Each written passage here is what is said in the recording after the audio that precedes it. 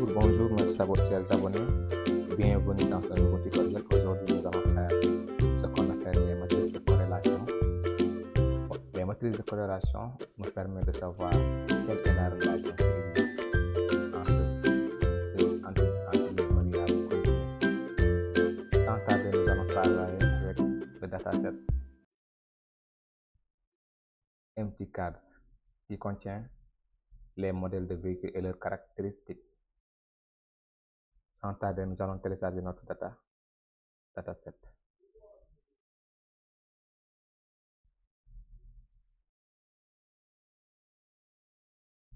Ici, nous avons un dataset avec 32 observations, 32 modèles de véhicules et 11 variables. Maintenant, si vous voulez avoir des informations sur les modèles de véhicules et leurs caractéristiques, vous mettez point d'interrogation, Empty Cards. Vous exécutez. Ici, vous avez toutes les informations liées à ce dataset et la signification de chaque variable. Ici, nous avons MPG, la consommation. CL, nous avons nombre de cylindres. HP, la puissance du moteur. WT, le poids du véhicule, etc.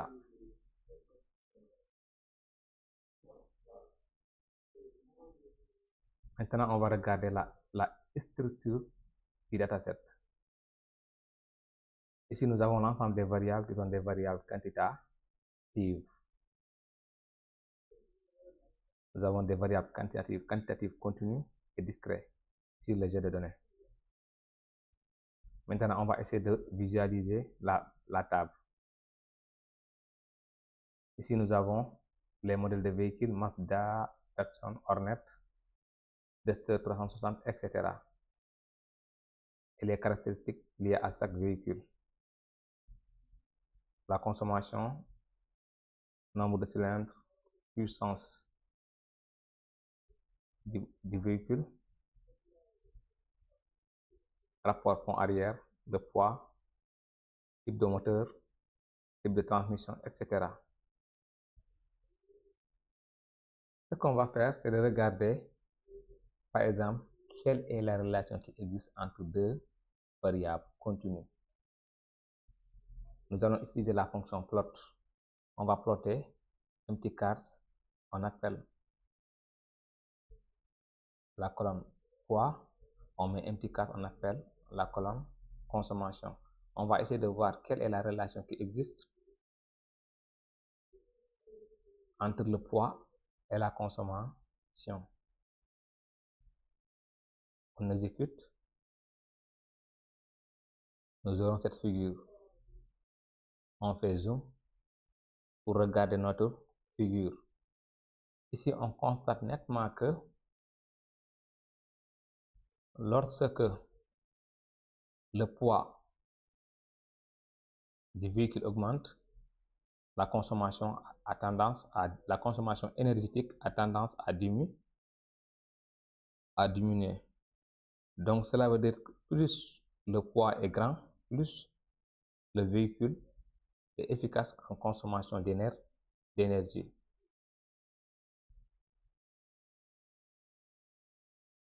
Pour confirmer cela, nous allons faire ce qu'on appelle, nous allons faire maintenant la corrélation entre ces deux variables en utilisant la méthode de Pearson. Je rappelle que pour faire la corrélation entre deux variables, il faut d'abord avoir des variables qui sont continues et aussi avoir une relation qui est linéaire. En même temps, les variables doivent être normalement distribuées. On exécute le coefficient pour voir le coefficient de corrélation.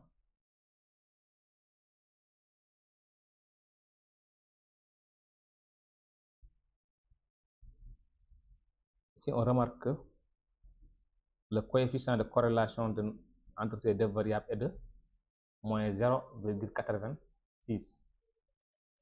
Donc, plus le poids du véhicule augmente, plus la consommation diminue à 86%. Donc, cela veut dire que le véhicule est efficace à 86%. Pour confirmer cela, maintenant, nous allons essayer de voir si cette corrélation elle est significative, ce qui nous permet de fixer deux hypothèses.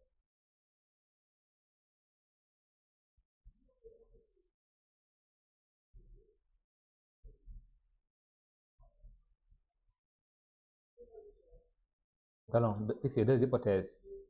L'hypothèse H0,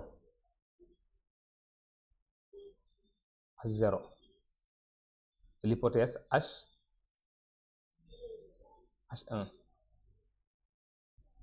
L'hypothèse H0 nous dit que il n'y a pas de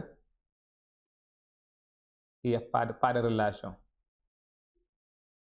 Pas de relation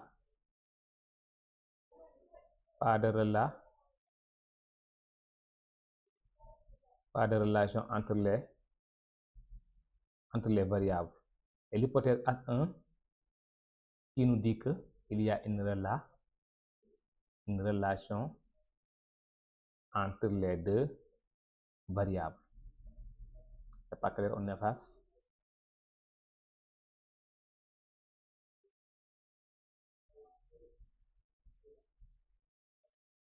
Voilà, comme je l'ai dit tantôt, il faut avoir deux hypothèses. L'hypothèse H0 qui dit qu'il n'y a pas de relation entre les variables et l'hypothèse H1 qui dit qu'il y a une relation entre les deux variables. Pour cela, on va faire ce qu'on appelle le test de corrélation. On met la fonction core.test, on met les deux variables. On applique la méthode Pearson. On exécute. Ici, nous avons des résultats qui nous donnent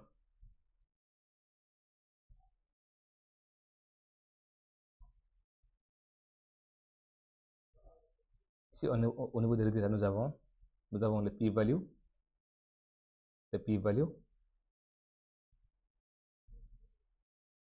Ici, nous avons ce qu'on appelle le p-value. Nous avons aussi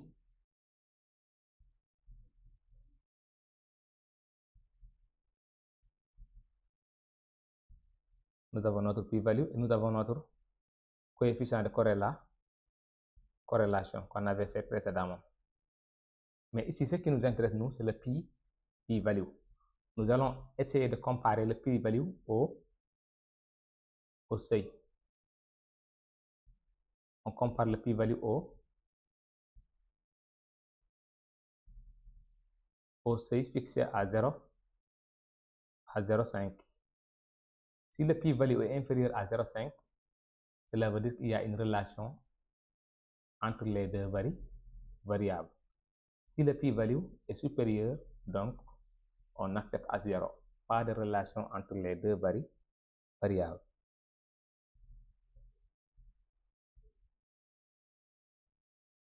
Maintenant, nous allons essayer de voir avec la fonction pair quelle est la relation qui existe entre plusieurs variables.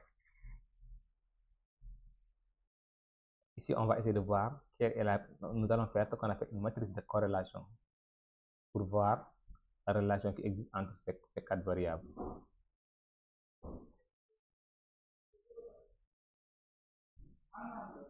Voilà, ici nous avons notre matrice de corrélation 2 à 2 entre variables. Ici nous avons MPG et DRAP qui sont liés. Ici nous avons house power et DRAP qui est une relation décroissante.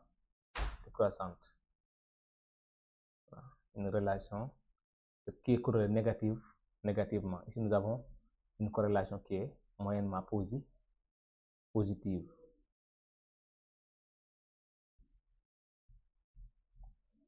On peut utiliser aussi la fonction core pour avoir une matrice de corrélation avec l'ensemble des coefficients. Voilà. Ici, nous avons les coefficients de corrélation 2 à 2 entre entre variables. Ici, nous avons house power et MPG. La corrélation est négative. Ici, la corrélation est positive entre DRAP et MPG.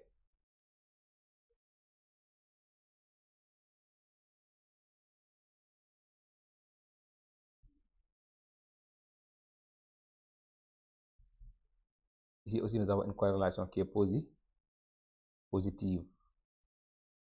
Entre house power et MPG, la relation elle est négative.